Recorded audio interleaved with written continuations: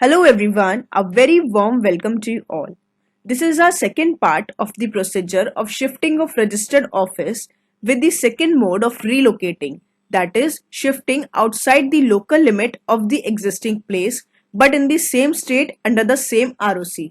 So let's get started.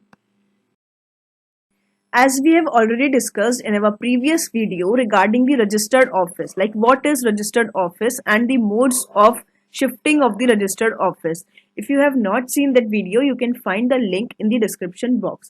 Here in the nutshell, registered office एक वो official address होता है किसी भी कंपनी का जहां पे ऑफिशियल लेटर्स रिमाइंडर्स भेजे जाते हैं by any person, any government, non government और any regulatory body. In terms of section 7, सभी रजिस्टर्ड कंपनीज को लीगली रिक्वायर्ड है to have a registered office address in India from the date of commencement of business or within 30 days from the date of incorporation, whichever is earlier. These are the four modes of shifting of registered office. We have already discussed our first mode, that is shifting of the registered office within the limits of the same city, town or village.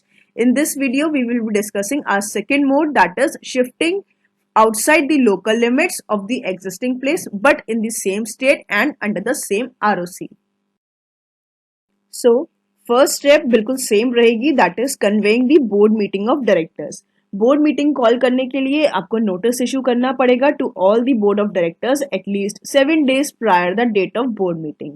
Notice के साथ agenda attach किया जाएगा, notes to agenda and the draft resolution. Next step is conducting board meeting. Board meeting conduct की जाएगी, उसमें board resolution pass किया जाएगा regarding the shifting of registered office. उसके बाद जो ये कंसेंट होगी, जो बोर्ड रेजोल्यूशन पास किया जाएगा हमको, उसके बाद शेयर होल्डर्स की भी कंसेंट की रिक्वायरमेंट होती है. तो शेयर होल्डर की कंसेंट ली जाती है एक्स्ट्रा ऑर्डिनरी जनरल मीटिंग में, जिसके लिए हमको एक्स्ट्रा जनरल मीटिंग कॉल करनी होगी.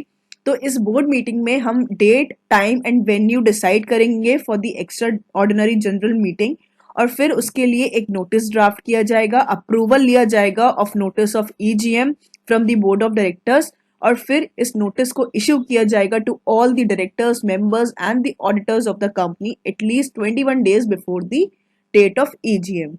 फिर उसके बाद EGM कंडक्ट की जाएगी और रेजोल्यूशन पास किया जाएगा. लेकिन यहाँ पे जो रेजोल्यूशन पास किया जाएगा वो होगा स्पेशल रेजोल्यूशन, यानी कि 75% मेंबर्स की फेवर में वोट होना चाहिए. If you want to know more about the special resolution or ordinary resolution, you can find a link of the detailed video in the description box. Next step is filing of form MGT14 with ROC within 30 days from the date of passing of the special resolution. जब special resolution pass किया जाएगा तब MCA पे MGT14 form file करना होता है.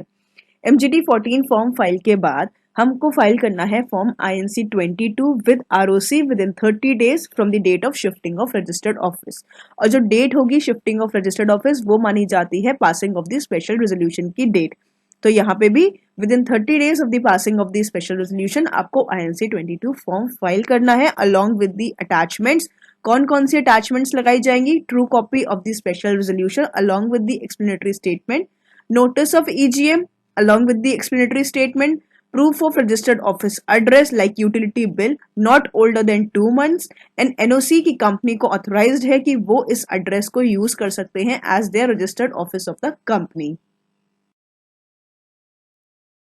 Next section 12 subsection 3 provides that कि जो भी आपका चेंज होगा, जो भी लोकेशन आपकी चेंज की जा रही है वो हर जगह अपडेट की जाएगी आउटसाइड योर ऑफिस, कंपनी के आपके नेम बोर्ड पे, लेटर हेड्स पे, बिजनेस लेटर पे, बिल्स ऑफ एक्सचेंज पे, everywhere where the registered office is mention.